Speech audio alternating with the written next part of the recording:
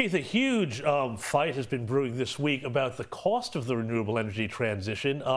We reported in the Daily Telegraph this week that Chris Bowen was out by at least $100 billion on his numbers for the transition to net zero. We've seen things like the Snowy 2.0 project blow out by, I think, around $12 or $13 billion thus far. And now we have CSIRO defending its Gen Cost report because they have been accused of miscalculating how much this renewable transition is going to cost. Are the wheels starting to come off this idea that this is actually going to be, an economically viable idea, thing to do, and that renewables are, as Chris Bowen keeps telling us ad nauseum, the cheapest form of energy? Well, Chris Bowen is the Maxwell Smart of the federal politics. He's missed it by that much. It's over $100 billion. But this is the proposition. So, I mean, forget the economists at 10 paces and everything else. What Chris Bowen is trying to say to the Australian people is you can have two cars in your garage. You've got to borrow money for both. One will only work when the weather conditions are right. The other one will work all the time. The one that needs the weather-dependent conditions, you'll have to build all new roads for all over the place. But you don't worry about the cost of those, that doesn't count, and somehow that will be cheaper. Well, as long as my backside points to the ground, you can't build two generating systems and have it be cheaper than one. So, Keith, you mentioned James mentioned the amount that they were out, 100 billion errors.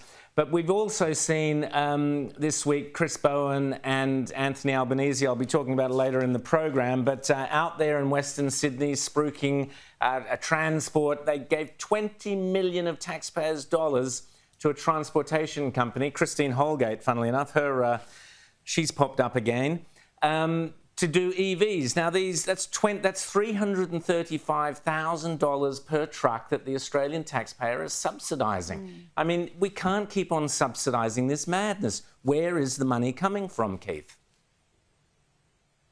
Well, it's coming from each and every one of you and every single taxpayer that's watching this program. And I can make anything work if someone else pays for it. It just doesn't matter. You don't need to be an economist to work that out. And these are the challenges. So it's not technically viable right now. It's not economically viable, and that's why the big providers are simply not doing it. And I know in the resources sector they've done all of these assessments and they can't make it work.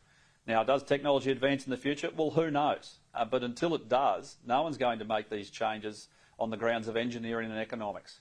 And then the environmental impacts down the track. What do you do with all of these batteries, which are incredibly dangerous? They burn very, very hot when there's a fire.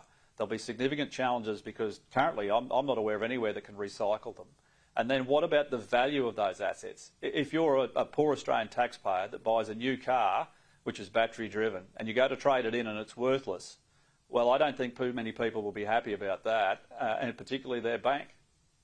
And Keith, just quickly before you go, what did you make of the Queensland elections yesterday? And wipe the smile off Giggles' face this morning, was it?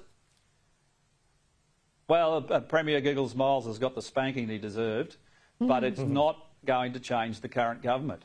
In October, the people of Queensland have to make that decision. It's a long way to go yet, and we've certainly seen some changes in the mayoral race, and those who are rock-solid Labor, Jenny Hill and others up in Townsville. I get on fine with Jenny. Looks like they're in trouble, and it comes down to two things, youth crime and housing, and the Labor government has failed miserably on both. Keith Pitt, great to chat to you as always. Thanks for coming on Outsiders this morning. Great to see you.